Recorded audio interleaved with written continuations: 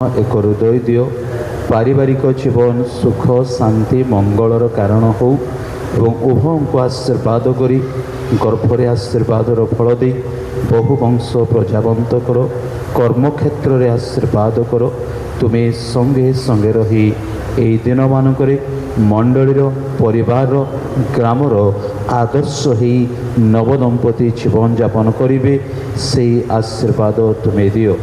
यही प्रार्थना प्रिय जीशुଙ୍କ नामରେ ମାଗିଲୁ आमेन।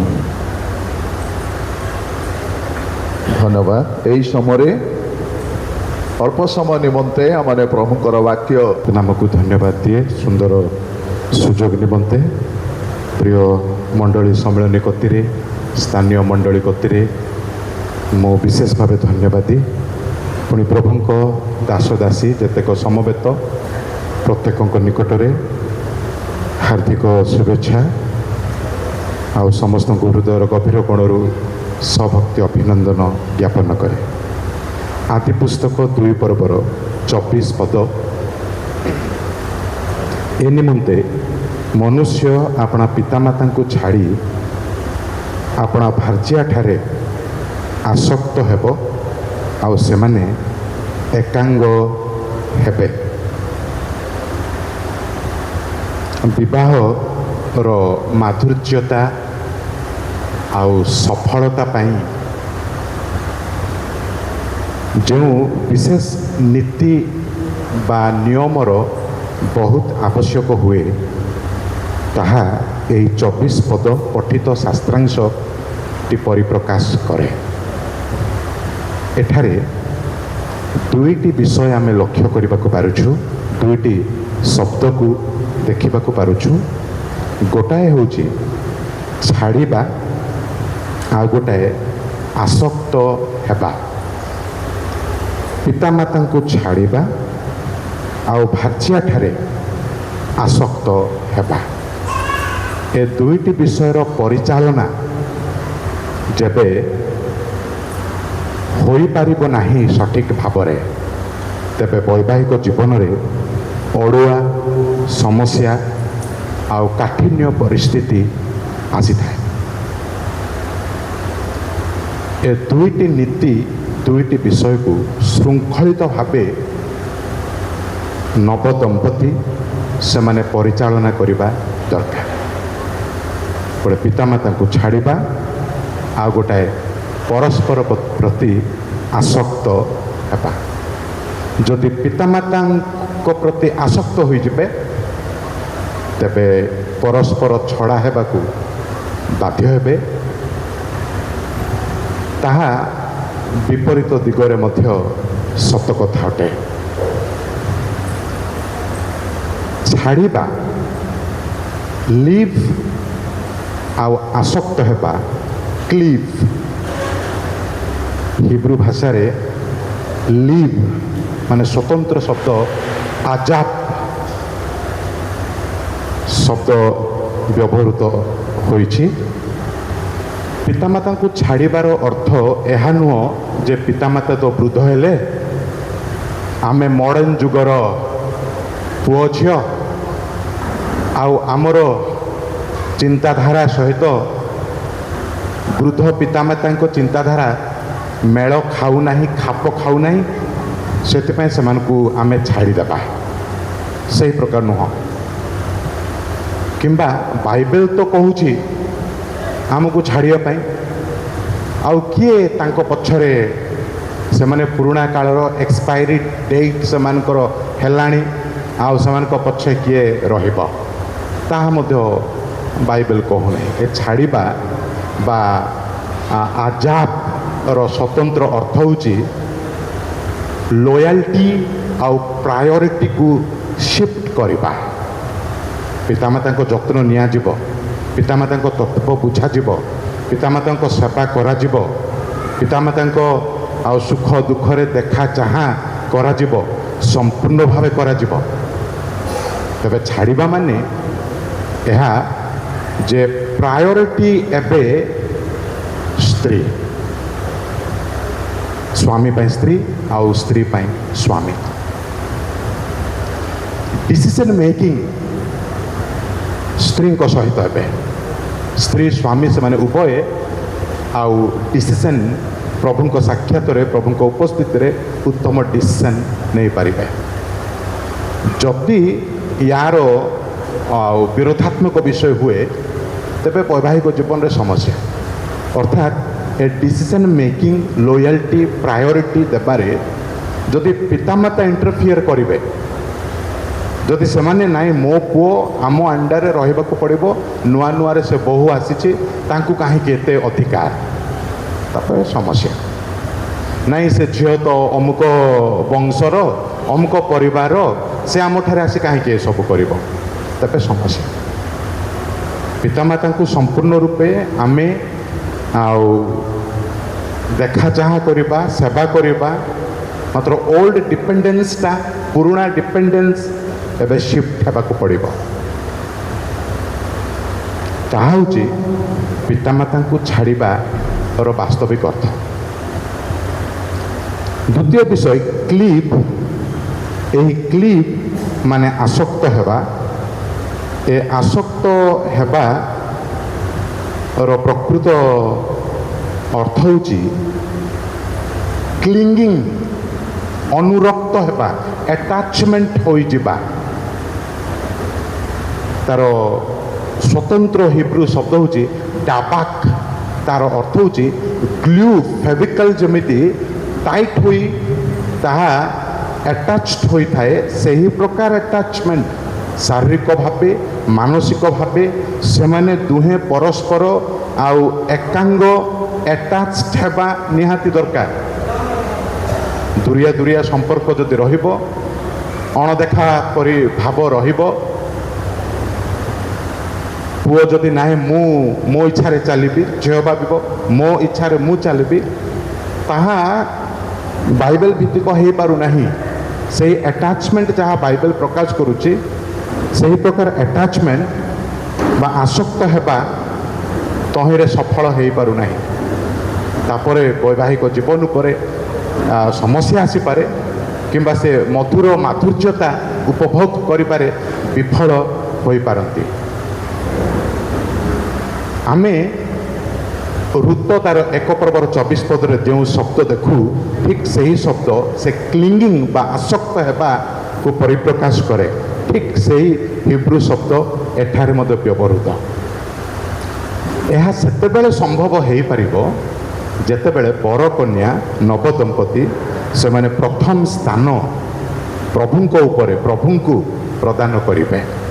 ଦୁହେଁ ନମ୍ର ଭାବରେ ପ୍ରଭୁଙ୍କ ଠାରେ ସମର୍ପଣ ପୂର୍ବକ ଯେବେ ନିକଟବର୍ତ୍ତୀ ହେବେ, ଆଉ ଧାରାବାହିକ ଭାବେ ପ୍ରତିଦିନ ସକାଳେ ସେହି ପ୍ରକାର କମିଟମେଣ୍ଟ ରିନ୍ୟୁ କରି ଦିନ ଆରମ୍ଭ କରିବା ବେଳେ ଦୁହେଁ ପରସ୍ପର ବସି ଆଣ୍ଠୁପାତି ପ୍ରଭୁଙ୍କ ପଦ ତଳେ ନିଜ ନିଜକୁ ସମର୍ପଣ କରିବେ। ପ୍ରଭୁ ତୁମର ଅନୁଗ୍ରହ ଦୟା ହେତୁରୁ ତୁମେ ଆମକୁ ସଂଯୁକ୍ତ କଲ, ଆମକୁ ବିବାହ ବନ୍ଧନରେ ତୁମେ ବାନ୍ଧିଲ। ଜଗତରେ ଏହି ପ୍ରକାର ସବୁ ପରିସ୍ଥିତି, ପରିବାରମାନଙ୍କର ଏହି ପ୍ରକାର ପରିସ୍ଥିତି ସବୁ ରହିଛି। ଆଉ ପ୍ରଭୁ ତୁମେ ଆମମାନଙ୍କୁ ସମ୍ଭାଳ, ଆମ ପ୍ରେମକୁ ତୁମେ ସ୍ଥିର କର, ସୁଦୃଢ଼ କର, ଆଟାଚ୍ଡ ହେବାକୁ ଦିଅ। ଆଉ ଯଦି ପ୍ରତିଦିନ ପ୍ରଭୁଙ୍କୁ ପ୍ରାୟୋରିଟି ଦେଇ ଦୁହେଁ ଈଶ୍ୱରଙ୍କ ଉପରେ ନିର୍ଭରଶୀଳ ହେବେ, ଏ ଲିପ୍ ହେଇପାରିବ, ଆଉ ସେହି କ୍ଲିପ୍ ମଧ୍ୟ ହୋଇପାରିବ। ଯଦି ଟିକିଏ ଭୁଲ ଭାଲ ବିବାହରେ ଯେଉଁ ଆଶୀର୍ବାଦ ନିହିତ, ବିବାହରେ ଯେଉଁ ଆନନ୍ଦ ପ୍ରଭୁ ପ୍ରଦାନ କରିଛନ୍ତି, ତାହା ସମ୍ପୂର୍ଣ୍ଣ ରୂପେ ଚାଖିବାରେ ଆମେ ବିଫଳ ହୋଇପାରିବା। ପ୍ରଭୁ ଏ ନବଦମ୍ପତିକୁ ଆଶୀର୍ବାଦ କରନ୍ତୁ, ଈଶ୍ୱରୀୟ ଜ୍ଞାନରେ ବଢ଼ିବା ପାଇଁ ସାହାଯ୍ୟ କରନ୍ତୁ, ଈଶ୍ୱରଙ୍କ ଇଚ୍ଛା ଅଭିମତ ଜାଣିବା ପାଇଁ ଆଉ ଗୋଟେ କଣ୍ଟିନ୍ୟୁଆଲ୍ ଡିପେଣ୍ଡେନ୍ସ ପ୍ରଭୁଙ୍କ ଉପରେ ସେମାନେ ରଖନ୍ତୁ। ଆଉ ଏ ଲିପ୍ ଆଉ କ୍ଲିପ୍ର ନୀତି ଠିକ୍ ଭାବେ ପାଳନ କରି ପରସ୍ପର ସେ ପ୍ରେମରେ ଆଟାଚ୍ଡ ହୋଇ ପ୍ରଭୁଙ୍କ ଗୌରବ ପାଇଁ ସେମାନେ ବଢ଼ନ୍ତୁ। ଆଉ ପ୍ରଭୁ ସେମାନଙ୍କୁ ବାହୁଲ୍ୟ ରୂପେ ଆଶୀର୍ବାଦ କରନ୍ତୁ। ଧନ୍ୟବାଦ।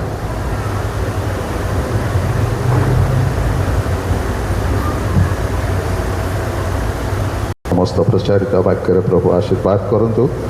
ତାଙ୍କ ଦାସଙ୍କୁ ତାଙ୍କ ପରିବାରକୁ ସେବା କାର୍ଯ୍ୟକୁ ଆଶୀର୍ବାଦ କରନ୍ତୁ ଏବଂ ନବଦମ୍ପତିକୁ ମଧ୍ୟ ବିଶେଷ ଭାବରେ ଆଶୀର୍ବାଦ କରନ୍ତୁ। ଈଶ୍ୱରଙ୍କର ବାକ୍ୟ ଦ୍ୱାରା ସେମାନଙ୍କ ଜୀବନ ପରିଚାଳିତ ହେଉ। ଏହି ସମୟରେ ଆମେ ପ୍ରାର୍ଥନା କରିବା ଆମମାନଙ୍କର ଧନ୍ୟବାଦ କରୁଛୁ। ତୁମ ଦାସ ସ୍ଥାନୀୟ ମଣ୍ଡଳୀର ପାଳକଙ୍କର ବିଶେଷ ବୋଝ ଥିଲା ଆଜିର ଏହି କାର୍ଯ୍ୟଟିକୁ ନିଜ ଚକ୍ଷୁରେ ଦେଖିବା ପାଇଁ ଏବଂ କାର୍ଯ୍ୟର ସଫଳତା ପାଇଁ। ତୁମ ଦାସଙ୍କର ଚିନ୍ତା ଭାବନାର ସକଳ ବୋଝକୁ ତୁମେ ବହନ କଲ। ତୁମ ଦାସଙ୍କର ପ୍ରାର୍ଥନାକୁ ତୁମେ ଶୁଣିଲ।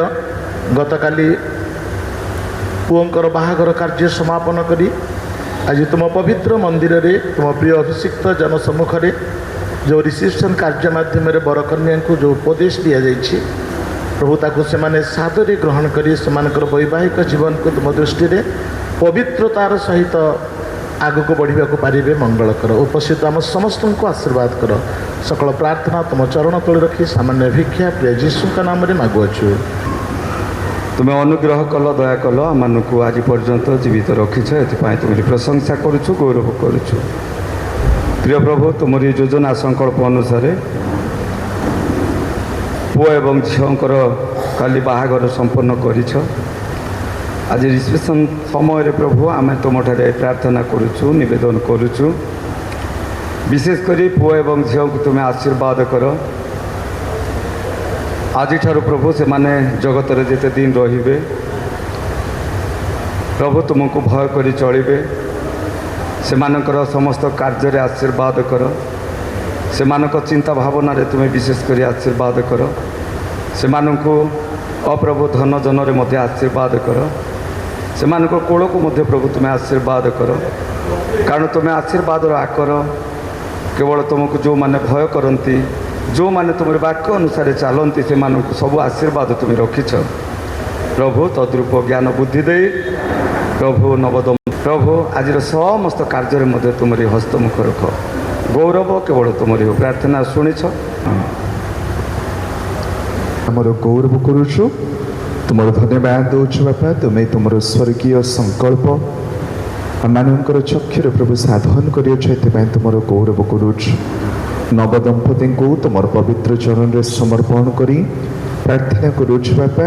ଯେଉଁ ବାକ୍ୟ ପ୍ରଚାର କରାଗଲା, ପୁଣି ଯେଉଁ ବାକ୍ୟ ପ୍ରଭୁ ସେମାନଙ୍କ ନିମନ୍ତେ ଅଧ୍ୟୟନ କରାଗଲା, ତଦ୍ରୂପ ପ୍ରଭୁ ସେମାନେ ଯେପରି ଜୀବନ କାଟିବେ ତୁମକୁ ପ୍ରାଥମିକତା ଦେଇ ମଣ୍ଡଳୀର ସେବା ତୁମର ଗୌରବ ନିମନ୍ତେ ପ୍ରଭୁ ବଢ଼ିବେ।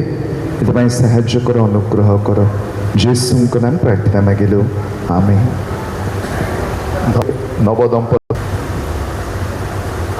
ଯେତେ ଆମେ ଅଭିଷିକ୍ତ ପାଳକ ଡିକନ ଓ ତୁମକୁ ରକ୍ଷା କରନ୍ତୁ। ସମସ୍ତ କହିବା ଆମେ ସଦାପ୍ରଭୁ ତୁମ ଉପରେ ଆପଣା ମୁଖର ତେଜ ପ୍ରକାଶ କରନ୍ତୁ ଓ ତୁମକୁ ଅନୁଗ୍ରହ କରନ୍ତୁ। ଆମେନ୍। ସଦାପ୍ରଭୁ ତୁମ ଉପରେ ଆପଣା ମୁଖ ଉଠାନ୍ତୁ ଓ ତୁମକୁ ଶାନ୍ତି ଦିଅନ୍ତୁ। ଆମେନ୍। ପ୍ରଭୁ ନବଦମ୍ପତିକୁ ଆଶୀର୍ବାଦ କରନ୍ତୁ। ପ୍ରାର୍ଥନା କର। ସ୍ୱର୍ଗୀୟ ପିତା, ଧନ୍ୟବାଦ ଦେଉଛୁ ପ୍ରଭୁ ତୁମରି ଅସୀମ କୃପା ଦୟା ଅନୁକମ୍ପା ହେତୁ ଆମମାନେ ତୁମରି ପବିତ୍ର ସଂକଳ୍ପ ଏହି ନବଦମ୍ପତିଙ୍କରେ ସର୍ବଗତିରେ ତୁମରି ଅନୁଗ୍ରହ, ଆଶୀର୍ବାଦ, ଦୟା, କ୍ଷମା, ଶାନ୍ତି, ପ୍ରେମ ସଦା ସର୍ବଦା ସେମାନଙ୍କର ସଙ୍ଗ ଧରୁ ପ୍ରଭୁ। ସେମାନେ ଯେପରି ଜଗତ ମଧ୍ୟରେ ଏକ ଖ୍ରୀଷ୍ଟୀୟ ଆଦର୍ଶ ପରିବାର ଭାବରେ ପ୍ରଭୁ ଗଠିତ ହୋଇ ତୁମରି ଅନୁଗ୍ରହ ପାଇବେ, ସେହି ପ୍ରକାର କଲ୍ୟାଣ କର। ଜଗତରେ ଧନମାନ ଜନରେ ସେମାନଙ୍କୁ ପୂର୍ଣ୍ଣ କର। ତହିଁ ସଙ୍ଗେ ସଙ୍ଗେ ସେମାନଙ୍କର ଦାମ୍ପତ୍ୟ ଜୀବନକୁ ତୁମେ ସ୍ମରଣ କରି ତୁମରି ସ୍ୱର୍ଗୀୟ ଅନୁଗ୍ରହର ଫଳରେ ସେମାନଙ୍କର କୋଳକୁ ପୂର୍ଣ୍ଣ କରି ତୁମେ ବହୁବଂଶ ପ୍ରଜାବନ୍ତ କର। ଜଗତରେ ସେମାନଙ୍କୁ ଦୀର୍ଘାୟୁ ଦିଅ। ବିଶେଷ କରି ଖ୍ରୀଷ୍ଟଙ୍କର ପରିଚୟ ପାଇଥିବା ଏକ ପରିବାର ଭାବରେ ସେମାନଙ୍କୁ ଗଠନ କର। ସେମାନଙ୍କର ଦାମ୍ପତ୍ୟ ଜୀବନଯାତ୍ରାରେ ଯାହା କିଛି ପ୍ରତିବନ୍ଧକ, ପରୀକ୍ଷା, ପ୍ରଲୋଭନ ଆମମାନେ ଯୀଶୁଙ୍କ ନାମରେ ଅଗ୍ରାହ୍ୟ କରୁଛୁ, ସମସ୍ତ ତୁମେ ଦୂର କରି तुमरी गौरवार्थे से व्यवहार करी तुम्हें पूजा प्रशंसा पाओ कारण धन्यवाद स्तुति स्तोत्र सह जिससे ये नवदंपति को उत्सर्ग करी प्रार्थना कलु पित आमेन। आमने समस्त बसीजा मोर कने बसतु खाद्यपाई हाँ खाद्यपाई प्रार्थना हम अंडर सिंह पालक बाबू पिता तुम धन्यवाद करुछु प्रशंसा करुछु गौरव करुछु गतकालीर सकल कार्यक्रम आपणर हस्त रखी आपण उपस्थिति रे सफल करियछ आशीर्वाद युक्त करियछ धन्यवाद करुछु आज दिन रे प्रभु गतकालीर समस्त विवाहर कार्य को रिफ्लेक्शन भाव में पिता परमेश्वर तुमरी पाद तला मैंने प्रार्थना करुछु नवदंपति विषय आशीर्वाद कर राजा आज समस्त कार्यक्रम हेतु जो सुंदर भोजटी प्रस्तुत कर भोज पर आप हस्त रख आशीर्वाद कर समस्त जीपरी परितृप्त अनुसार अंशग्रहण करने को पारे साहाय्य कर महिमा तुमर हो प्रभु जीशु नाम मागिलो आमेन। एतबेले पिता ईश्वर असीम प्रेम त्राणकर्ता प्रभु जीशु ख्रीष्ट महा अनुग्रह पवित्र आत्मा शांति शक्ति एवं सहभागिता आम मान प्रति स्थानीय मंडली नवदंपति उभय परिवार सहित सदा सर्वदा सहवर्ती हे आमेन। समस्त को नमस्कार। जोग समस्त निकट कृतज्ञ